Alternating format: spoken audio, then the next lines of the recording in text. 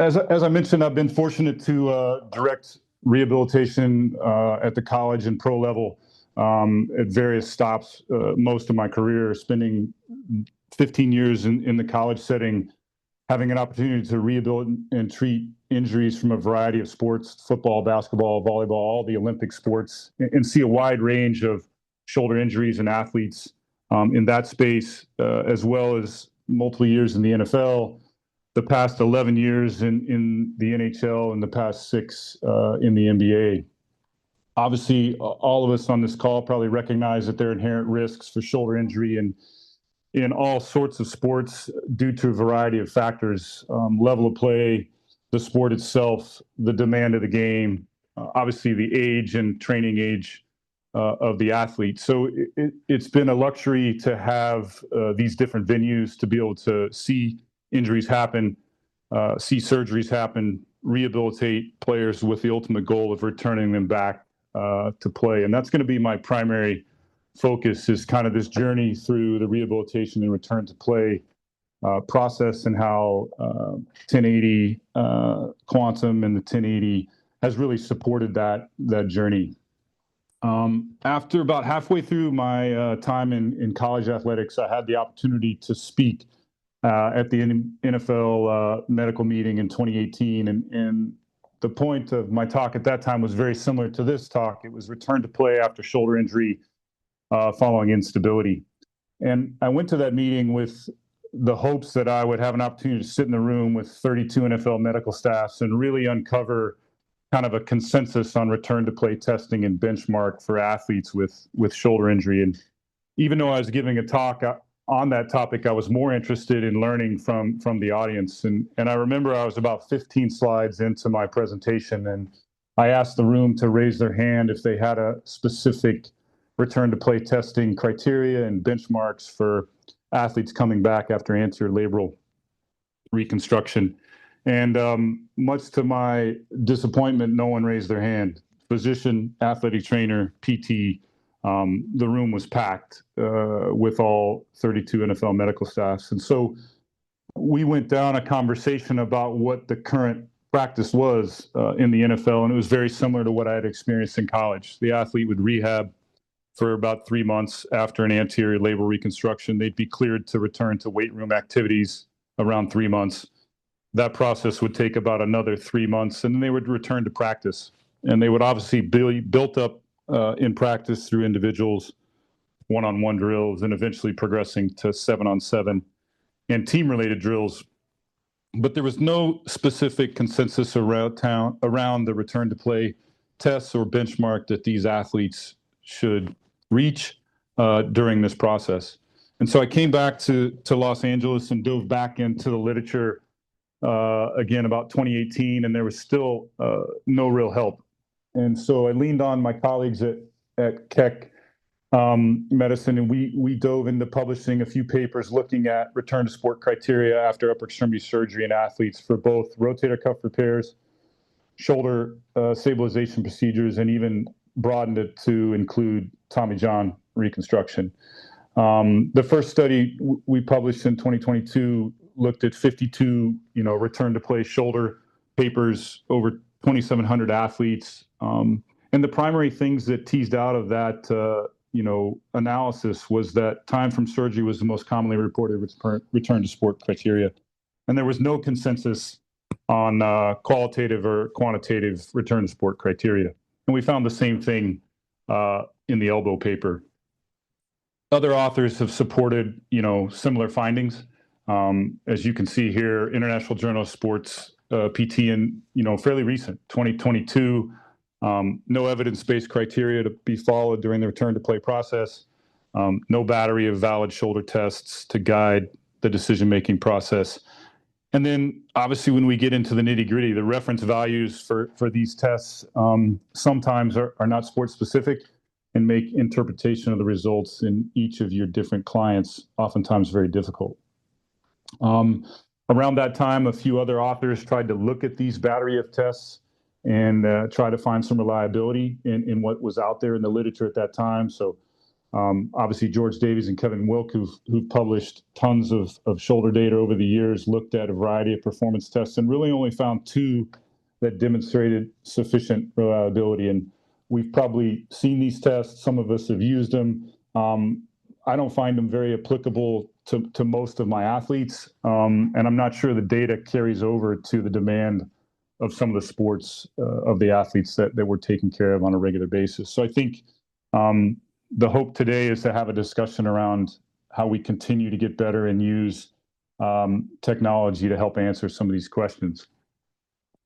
Another relatively disappointing paper in late 2023, some of you on this call may have actually received this survey because it went out pretty heavily through social media portals. But it was a survey of sports-trained physical therapists and orthopedic physical therapists from around the world. About 500 therapists responded to a survey asking about their physical performance testing and return to play decision-making. It used the classification system, from the ICF as its a general model. And what they found is that the majority of physical therapists do not use specific criterion-based measures in the return to play decision. And they cited, 4 reasons for that. Lack of research, lack of understanding of the research, time in their clinical practice, and equipment. And so we'll touch on some of those variables and how we've gotten around some of those hurdles in our own journey here at Meyer Institute of Sport. Not to spend too much time on the literature, but this is probably the most comprehensive condition statement out in the literature right now on shoulder return to play that came out in JOSPT in 2022. And again, it was a consensus statement by a large number of shoulder experts from around the world. And they tried to, compartmentalize return to play into various principles and various domains. You can see the 7 key principles that they felt were important in a rehabilitation and return to play process for upper extremity injured athlete. And I think these are fairly common to most of to everyone on the call. What I found interesting is they created these 6 domains in the return to play criteria. Number 1 being pain, number 2 being active shoulder range of motion, number 3, which we're going to focus on a lot today, is strength, power, and endurance. And they recommended looking at absolute and raw values in your athletes because of some of the discrepancies in normative data.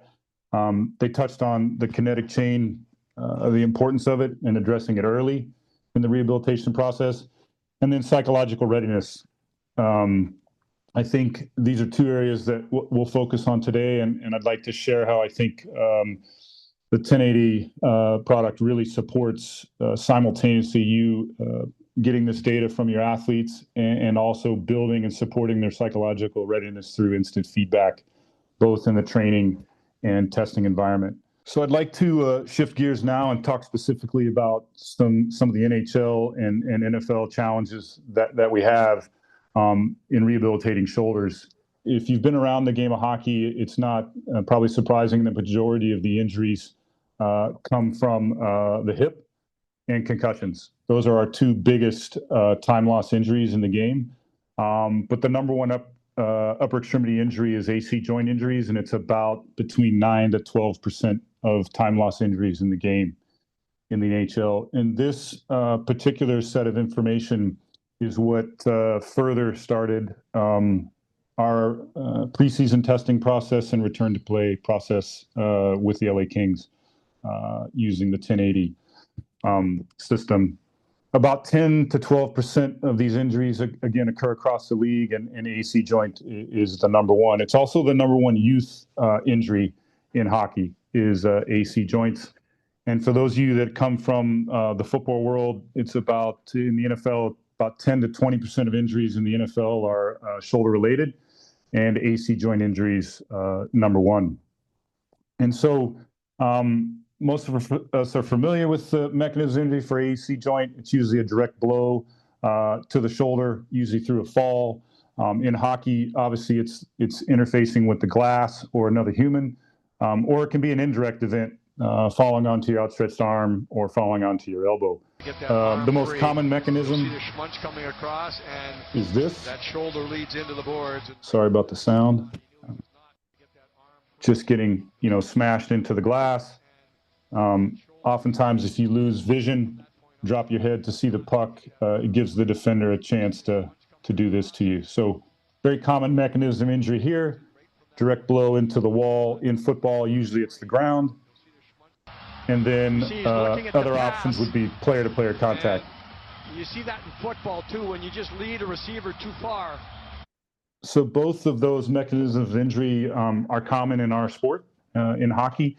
And usually the injury is around grade 1 or grade 2 injury in most cases.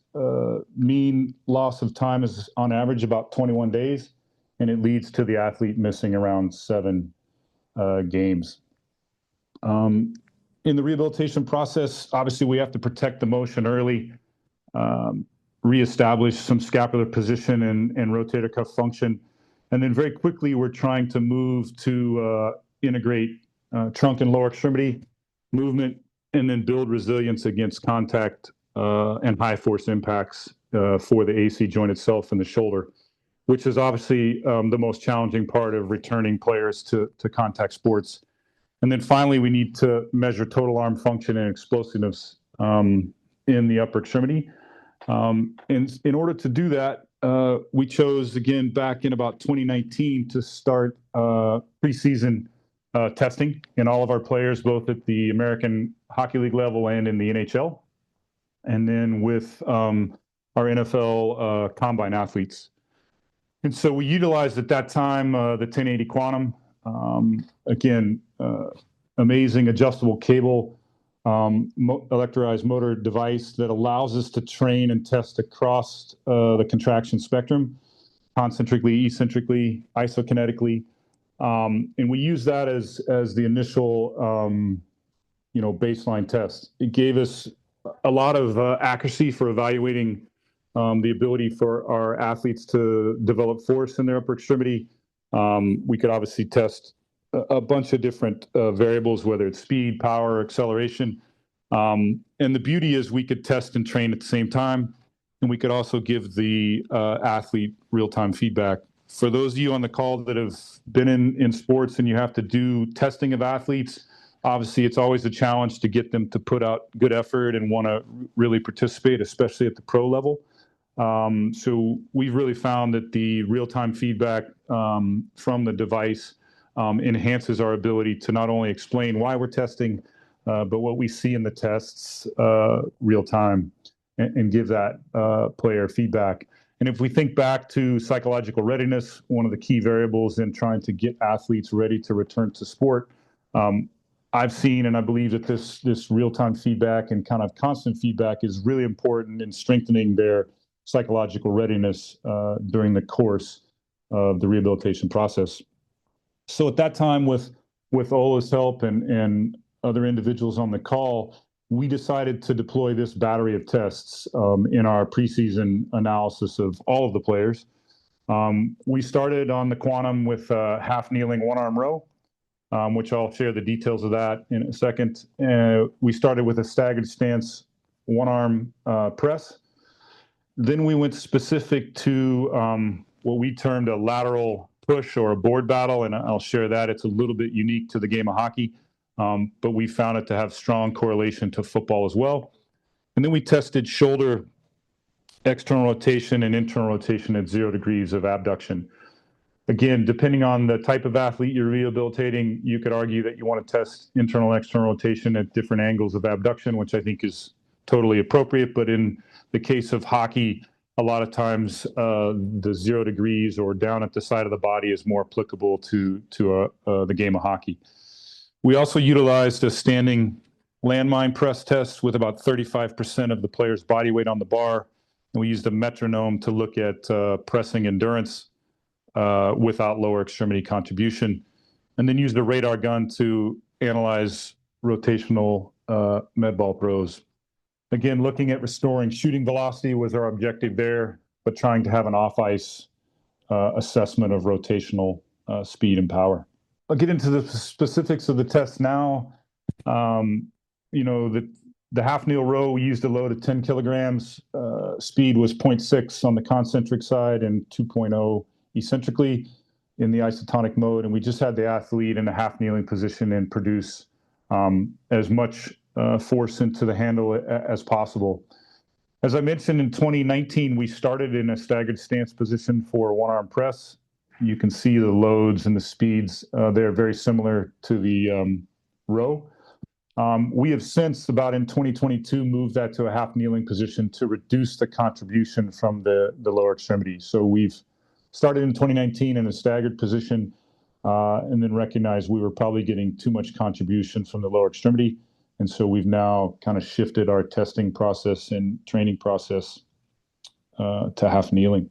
And you can see the tests here, fairly straightforward, but allow us to measure pulling strength and pressing in the unilateral extremity. In the presence of AC joint injury, especially early on and through the continuum of the rehab process, it's very easy through the 1080 software to see the deficit, both in total force output, as you can see here, left to right, differences in force output, as well as rate of force development. So the steepness of the curve, again, easy to see this in the testing process. And then the asymmetry over the average, we will typically do 5 reps and remove the highest and lowest in each bout. And then we get a 3-rep average. The 3-rep average in this particular athlete with an AC joint injury was around 23% at the time of this test in that half kneeling one-arm row. So this data and also the visual representation of both the rate of force development and the total force gives us a really good visualization to share with the athlete of where they are with regards to this test and then how it progresses over time through the rehab. And I'll show you some restoration images of at the end of the return to play process, how these curves and the average force output normalizes. I mentioned this staggered stance lateral push or board battle. This was a test that we generated specifically through some of our experience in returning hockey players and football players from AC joint injuries to the game. Is we found that anytime the arm was in an abducted position and driven forcefully back to the body, it really aggravated not only the AC joint, the injury, and oftentimes would bring them back out of practice in their return to play process due to aggravation of the shoulder. And so we tried to replicate in our testing this rapid kind of protection. The players, if they see another player coming to hit them, they'll oftentimes brace themselves with this abducted position. And obviously when they go into the boards on a contact hit, they learn how to protect themselves with certain amounts of shoulder abduction and external rotation. So we tried to simulate that through what we termed the board battle. And this particular test, we're just measuring their ability to rapidly abduct and elevate their shoulder. Obviously, in the game, the arm doesn't go through this much motion, but we're really trying to pick up about the first 30 degrees of that explosive protection phase. You can see we used a load of 3 kilograms, a speed of 1.0 on the concentric, 2.0 on the eccentric. And we're just trying to test this kind of protective high-speed abduction. Similar to our standing press test, we cut the legs out of the equation back in 2022. We went to this video on the right here to a half kneeling abduction position. Again, to try to reduce the contribution from the lower extremity. So the video on the screen right is now what we're using to analyze this both in our preseason and return to play process. And you can see it there, although I don't have the speed setting correct. There's too much slack in that line in that video, but that's the modification we've made more recently. Again, in the presence of AC joint injury in these players, you'll see significant abnormalities in this particular testing battery. You can see about a 45% deficit early on in that movement. Significant reduction in the ability to produce force, and the rate of force development is quite a bit different as well. And so these three tests, along with the shoulder internal and external rotation, have formed the bulk of our 1080 preseason testing assessment, and has provided us really good baseline data to have if our player does suffer an injury. And then obviously we're using the same training and testing procedures during the rehabilitation process and tracking it over time. I mentioned the shoulder external rotation, internal rotation at 0 degrees. Again, a little bit more applicable to the hockey population. Obviously, if you're dealing with overhead athletes, we can talk later, or even in the question and answer about modifying this position, and I'll show some of that later in the presentation. Again, load of 3 kilograms here. We spent a lot of time on the speed aspect with this particular test, and a lot of that came from the surgeons that we work with. They were concerned, especially in the rehab process, if we're dealing with a labral reconstruction or a rotator cuff patient. Obviously, those athletes are immobilized for oftentimes a period of anywhere between 3 and 6 weeks. They may have another 3 to 6 weeks of protective range of motion. So external rotation is commonly a weak area in the rehabilitated or injured shoulder. And so we kept the speed a little bit higher than maybe some of you think would be appropriate, because we didn't want the injured shoulder or the acute labral reconstruction or cuff repair have to deal with too much early load in the range of motion. And we actually, it's kind of a fun night. We brought about 8 physicians in that we work with closely, and we had them work out on the quantum and feel the different settings and resistances and speeds, and had a really fun kind of collaborative workout on the device, and got everyone, especially the surgeons, comfortable with the type of resistance that this particular product can put out. So pretty straightforward positioning here and testing of the cuff. I mentioned the landmine test. Just an example of it here. Again, no lower body contribution. Matt Price, our director of performance, worked with this test for several years here at the LA Kings, and has tested a lot of players. Again, 30% of your body weight, alternating reps every 2 seconds to failure. With our particular team, the Kings standard is around 8 to 10 reps, no feet movement. You can see the breakdown of the loads, somewhere between 60 and 70 pounds, depending on your body weight. Most of our players in the NHL are hovering around between 175 and 215 pounds. So it gives you a sense of this alternate pressing test.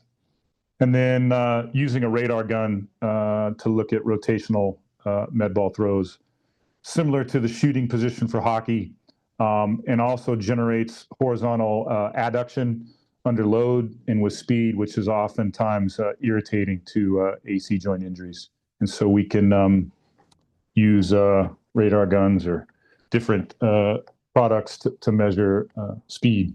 Again, as the athlete continues to rehabilitate from injury, as I mentioned earlier, you will start to see obviously improvement in force production, and also changes in the curve between the 2 limbs. And so we can see here, as this athlete progresses through their AC joint rehabilitation, we see a nice restoration of not only force output, asymmetries down to 1%, but we see that rate of force development coming back to the upper extremity, and nice force production over the entirety of the movement. And so, again, the software gives us a really nice way to compare right limb to left limb, and allows us to track these changes over time and give instant feedback to the athlete during the process.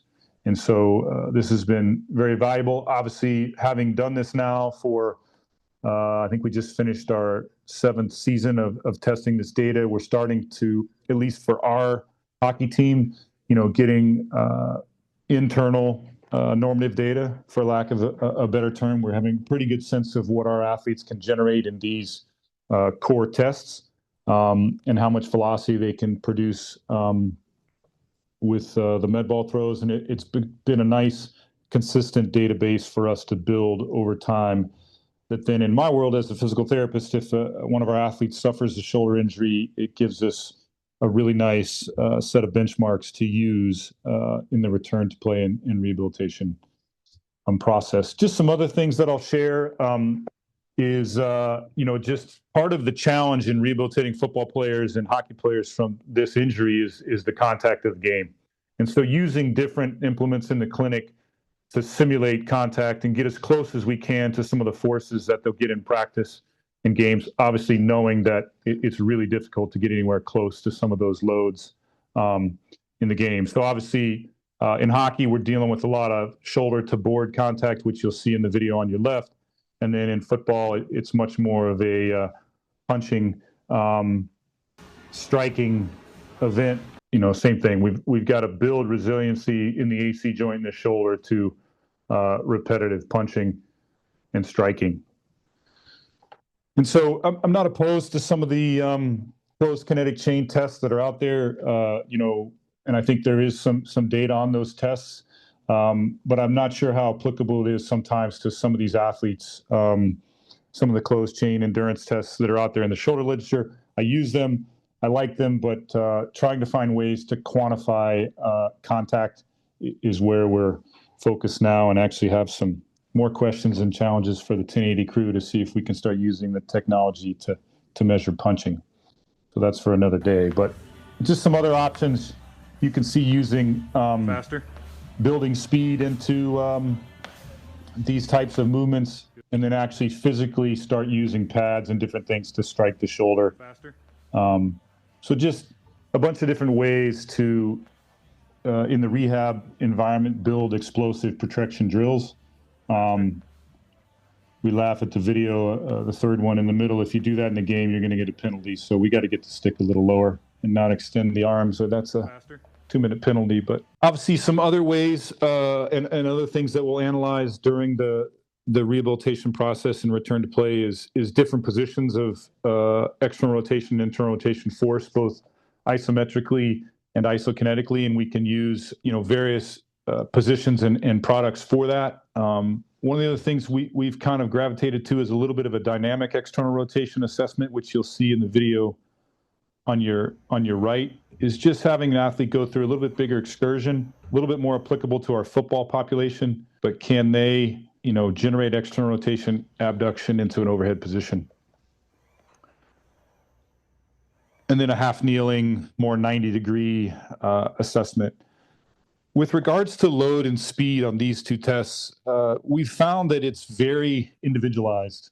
And I think part of the reason it's individualized is because one of the challenges when you put an athlete in this position or even in this position and ask them to produce external rotation forces, can they maintain posture and scapular position?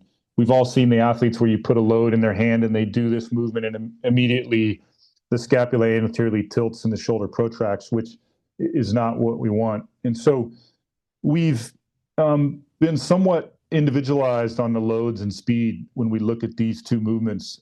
I don't have a set number that we test and with across the teams of athletes we work with, predominantly because we've just seen it to be very individualized. And so more work to do with these two movements and in finding some loads where we could compare athlete to athlete. But in this case, we tend to go, in more of an internal measurement, right arm to left arm, and making sure that they can maintain the appropriate shoulder posture when we look at internal or external rotation in different positions of abduction. Obviously, those of you that have force plates or around dynamometers, there's other ways to test overhead positions that are out there in the literature that I think are growing in popularity, and we've been using, different versions of these over the last several years. Ben Ashworth and the ASH test has been around, and I think there's growing information that's helpful in testing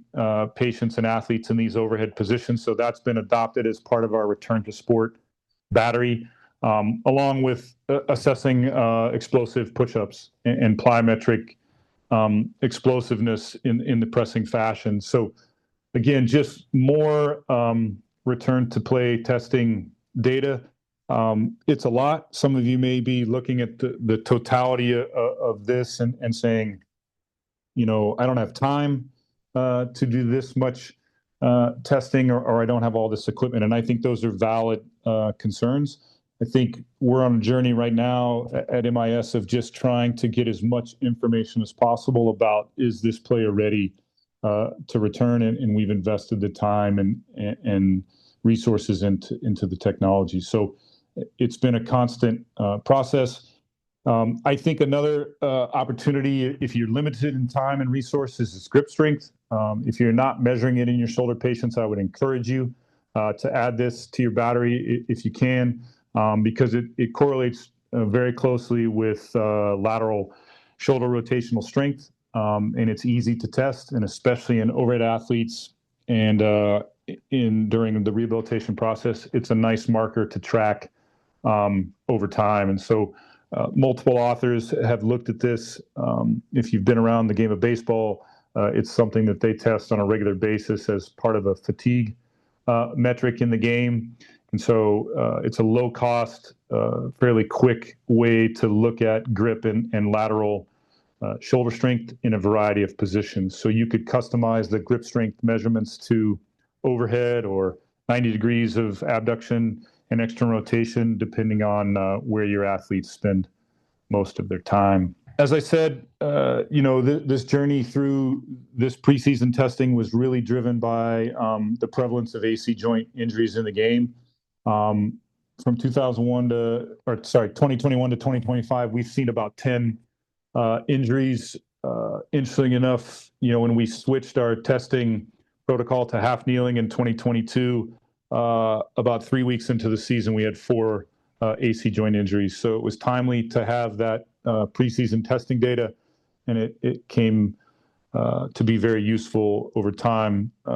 I can't say that this process has reduced AC joint injuries, but knock on wood, in 2024 and 2025, we've been fairly lucky reduction in the number of them, and none so far this season. Our return to play average is slightly below the literature, about 5.8 games missed. And that's probably more just a tribute to the toughness of our players and their willingness to want to get back in the game than probably anything that we're necessarily doing. But I think it's been a unique experience in both hockey and football to manage these injuries with the addition of the 1080 technology, because it gives us a really nice way to train, test, and then ultimately show the athlete they're ready at the return to play time point. Jumping back into the literature just a little bit, when we look at return to play rates across a variety of shoulder injuries in all of the major sports, the return to play rates are very high, meaning these athletes, after anterior labral reconstruction, rotator cuff repair, AC joint injuries, almost all of them return to play at a very high rate. Upwards of 92 to 95% of athletes return to play.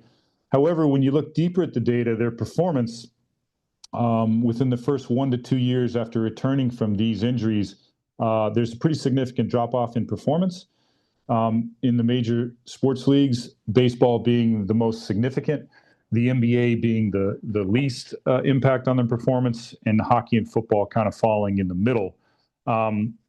Another somewhat alarming factor is reduction in career longevity across the board in the 4 major sports, at least in the United States, after shoulder injury. So part of the reason I bring this up is because I think there's more work to do here. I think we have to continue to look at ways to analyze performance and return to play readiness in the shoulder. And part of the reason I'm looking forward to question and answers today is just to have a global discussion with the audience around, this, because the data, not all that different than ACL research, shows that we're probably not fully optimizing these athletes when they return to play. And there's some long-term disability that's present after they return to play. So I think collectively, myself, included, we got to get better. Just to summarize this information today, I think obviously it's really important to measure shoulder function, and obviously there's a bunch of ways to do it. And I'm excited to share what we've found valuable with the 1080 Quantum in our athletes. We try to build around the functional demands of the game. I think spending some time analyzing the various sports that all of you work in is really important, because I'm not sure some of the functional tests that are in the literature currently really replicate the demand. We obviously look for equipment that we can train and test on simultaneously, that gives us great variety and great adaptability in both contraction types, speeds, loads. And I've really seen value in the real-time visual feedback to enhance psychological readiness. Obviously, having benchmarks for your athletes with these various tests and others are important. And I think there's multiple individuals around the world that are trying to put those benchmarks together. There's more work to do, and we're excited to use the technology that I shared today to try to build these benchmarks in a variety of different sports. And so I look forward to answering questions, sharing more. Again, thank you to 1080 Motion for the opportunity to share this today. More importantly, thanks to the medical staffs of all the different groups that I work with, but more importantly, the athletes for putting in the time and the effort to test and train in this manner, because it really provides valuable information for us in the rehab process in return to play. So I'm happy to jump back into other parts of the presentation and answer questions for the group, but I appreciate everyone's time. Thank you, John. That was awesome, man. Ola, go ahead and jump back on camera with me here. We do have a couple questions we want to pass along. My first one actually is going to be, can you the surgeon party, when you had those 8 docs over to check out the Quantum, that sounds like a fun event to me, because we don't get to always talk to the surgeons about the latest and greatest of what's going on in the PT world. Yeah, it was a pretty interesting night. They were very resistant to actually work out on the Quantum. You know, we talked for about a half hour, and then myself and some of our other PT staff almost had to force them to grab the handle and actually feel the the resistance, because they were definitely concerned about protecting shoulder external rotation, which I understand. And one of the beauties of the technology is you can set the machine up where the patient can only express whatever they're comfortable with, and the device obviously will measure that. And so you don't have to, unlike a lot of products where you have to pick a starting weight, you can set this up, you know, where and simply let the patient express whatever they're comfortable on that given day at that given time. So we had to set it up and explain to the physicians how that works, because they were just familiar with kind of a cable and a weight stack, and how it's just a different technology. And so we finally got them moving around a little bit, doing some rows and some presses and some different rotator cuff movements. And we went through a bunch of different stuff, scaption and all sorts of other, to build their confidence in being comfortable with us using this product on post-op patients. And then more importantly, understanding when we send them progress reports and return to play documents, that they can understand the data. And so it was really beneficial for us, and we learned a lot from them on how they think about applying resistance to an injured shoulder or an operative shoulder. At the same time, we were able to kind of teach them a little about the lens that we look through and how we utilize the 1080 technology to protect somebody in the early phases, but then ultimately stress and train them pretty aggressively towards the end of the journey. Can you speak to that? That's perfect lead into my question. Ola and I, you know, when we've looked at the research, and Ola, you've had some case studies on this, using isokinetic, so using the 1080 motor for isokinetic, so doing a set speed limit.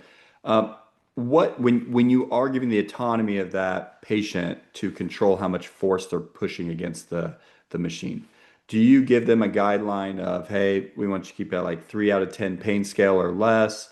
What are some of those tips that you would use to make sure that you're getting a proper test, but also that we're not overdoing it? Yeah, I think Enola, you can jump in here as well because we've had quite a few conversations around this. I think a couple things that we've tried to reinforce is that pain scale, or like you mentioned, that 3 out of 10 scale. The other thing we use is we've got a mirror that's on wheels, and we put the mirror right in front of the patient during the testing process, and we spend a fair amount of time not only in the rehabilitation process but in the testing process of maintaining posture, alignment, scapular position. And so, trying to encourage them to get as much of a clean test isokinetically as we can without getting compensation or contributions from other areas of the body. And so, again, the visual feedback from the mirror has been valuable for us. And then, pain scale and just maintaining posture during the test is important. Yeah, because because I know we had some good discussions on this, John. Yep. Because because when we think about, or sometimes when we talk about isokinetics, we say we should try to keep it at about 2.5 seconds time under tension, between 2 and 3 seconds time under tension. So when we went through this, because you put it up, you mentioned it a little bit.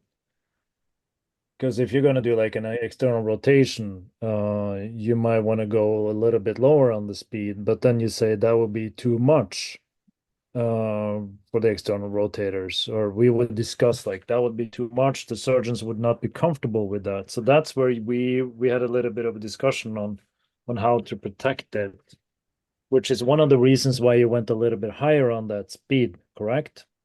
Correct. Yeah. And not wanting to, especially at the when you're in the internal or rotated position to start the test, not having to overcome too much starting resistance. That was we'd probably seen a few patients, early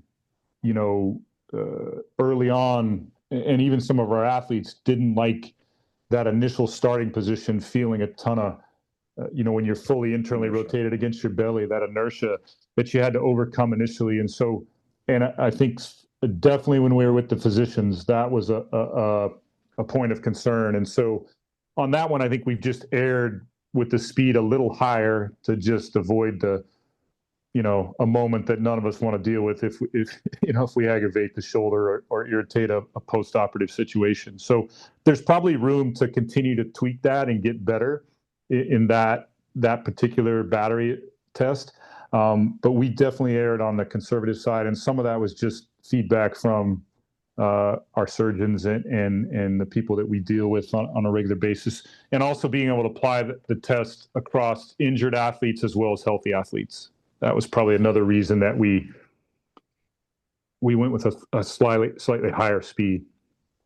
Because I think that's a very important question or reflection, I should say, for people to bring into the equation, because it also brings to the table when can you start to be more aggressive in that domain, so then you can progress it to lower speeds when they can tolerate it.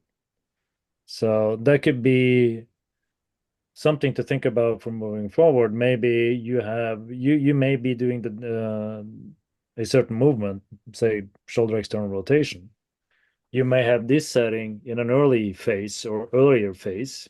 You will do the same movement, but then using, like you said, you're moving along that force velocity to continue with a variety of different types of resistances. So you're in essence doing similar things, but you are providing a greater stimuli. So it could be that it's almost like we had a conversation on this with the Olympic committee here, and we said we provide a menu of tests, and there are certain mainstays of or ingredients they will have along the whole rehab process, but at certain points you might pick some things, whereas earlier stages you might pick something else. So meaning that where you are on that force velocity continuum and what kind of load you provide, that could be one way of thinking about that continuum. Yeah, very well said. And I think the other thing we've probably found ourselves doing is we'll grab the other shoulder. When we're ready to adjust that continuum, we'll have them express some reps on the non-involved side and just observe not only the data that they produce, but their confidence. And then that kind of gives us okay, well, that's the other side of it. And as you said, Ola, now we start working, to match the two, and that's really important, and also super easy to do with the product, because you can just jump on the screen and adjust it real time, and again, so we've probably played with that continuum or varying that speed initially on the non-involved shoulder to give us a little bit of a benchmark of what we're headed towards, which has been valuable as well. Which also raises another question, because when we were starting with the board battle, you're starting in a standing. You can't see my whole body, so you have no idea what I'm doing right now. But you started in a standing position, and then you went to a kneeling. Could it be that early stages, that could be a part of the rehab, starting to integrate the full, because that was integrating the full kinetic chain, you're distributing the forces through the whole system rather than exposing and isolating. So that could be also a progression when you start out standing and then progress it to a half kneeling. No Could be question. like integrating the kinetic chain and then kind of removing the lower extremities. Yeah, it's a nice continuum to let them have their legs early, especially in an acute AC joint injury, because they are not super excited to express force in that direction. And so you let them use their legs and as much momentum as they need to start the pattern, and then over time, as you said, you can take it away. And I'm a big fan of early in the acute shoulder rehab process of allowing the lower body to assist and the trunk to assist in generating the reactions that you want out of the shoulder, and then feeding it away over time. So I think that's really valuable. Yep. No, I agree. I personally, I love that exercise and variations of it. I use it a lot. Even in like healthy populations, just like fighting off battle strength, it's a really good exercise independent of shoulder dysfunction or injury. Yeah, interesting. I didn't share this earlier, but we've found that most of our players can return to practice at about 85% of that test. But if we get them in a corner and have and really smash them into the wall and do what we call a battle drill in the corner, they will become symptomatic a bit in the shoulder, and usually around 88%-ish restoration of that test, they can return to play.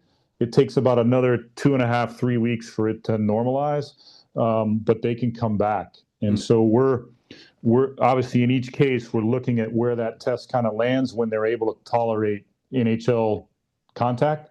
But we're seeing that practice is in the low 80s, games is high 80s, right on the verge of 90%, but they don't have to be, at least in that particular movement, all the way back to come back to play. And here is an interesting perspective on that one. If we're thinking we want to move along that continuum, here is an example of actually providing eccentric overload. How are you able to catch it? Because you said that was the aggravating factor when it's being pushed down. So here we can actually, at later stages, so here you can think rehab as a part of the rehab process, and even then quantify it and look at how am I fighting off with a certain eccentric overload, whether that is an absolute or a percentage of body mass. So that could be an idea. And I totally agree with you. It's so good that we're starting this process. And I think what we're talking about right now will probably be a little bit different in a year or two from now. There is going to be some of the same things, but hopefully we can build on this and move forward. I think that would be awesome. Question from the audience here. So how do you select, John, the position of the cable relative to the shoulder joint? So in essence, how do you determine where the largest moment arm will be in the range of motion? And this kind of goes back to when you first brought up things with your testing protocol. Would you like to expand on that at all? Great question. And a lot of nights arguing amongst the staff of the height, especially on the row, right? I think the row is probably the one where I don't know.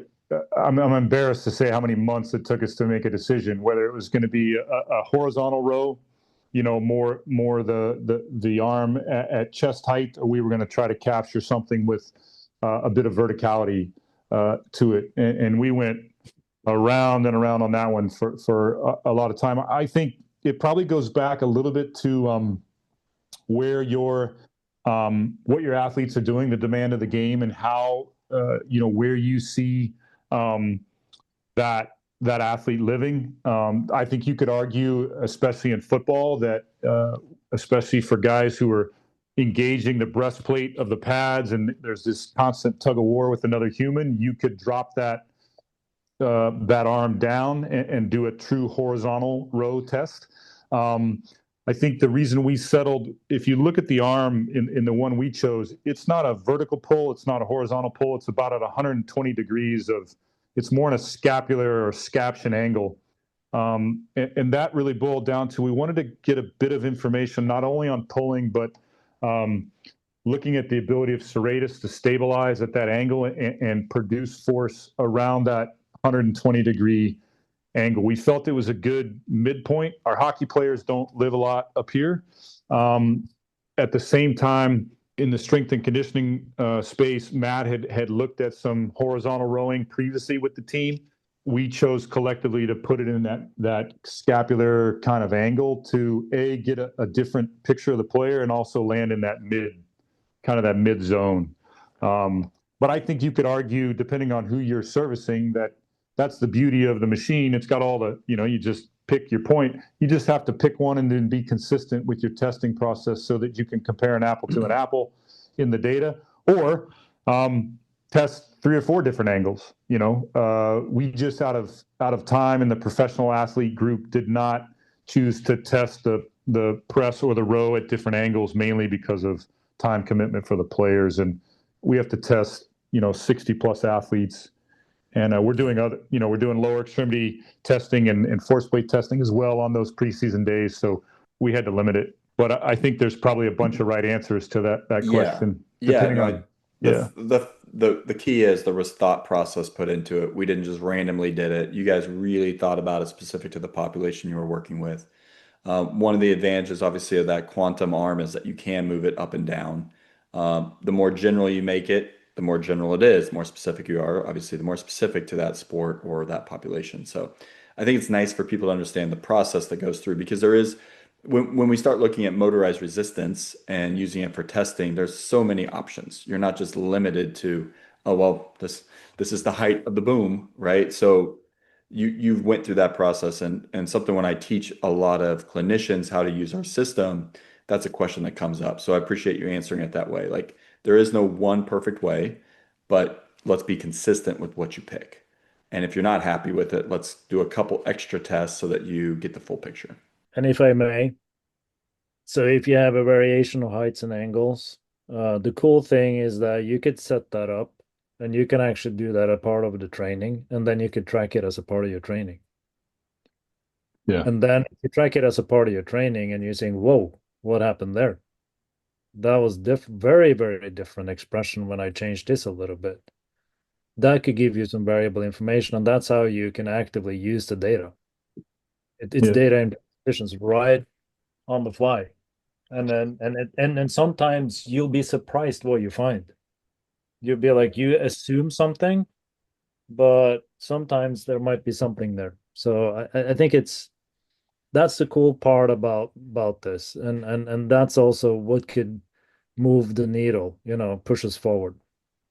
And I think in rehab you see that all the time, because in an acute AC joint you're not going to row in that position anyway for probably 14 to 21 days. So you may start rowing from the ground, at the lowest angle on the quantum, and then build it up through the continuum. Or you might find that 2 different athletes, same grade 2 AC joint, but one can row horizontally and the other one can't. They've got to row down at about a 30-degree angle to start. And to Ola's point, the ability to measure that and see that over time, or all of a sudden you expose an angle where they can't produce force and you're like, what's that all about? Yes. I didn't think that was going to be a problem. That is super valuable. It happens all the time in the rehab process, because you just set it somewhere where you think, oh, this is going to be nothing, and then all of a sudden, rate of force development looks terrible, and you're like, and you have to, you have to move it. And so I think it's a great point for clinicians, because you will live that during the rehab process. And obviously in the back of your mind, you have your testing data where you may have been at one particular angle, but it's often a process to get back to that angle. Especially in some of these, you just think about a labral reconstruction, you may not have them pulling vertically for months because of range of motion, but they're pulling horizontal or below horizontal for much earlier. So capturing data and feedback along that process is really valuable.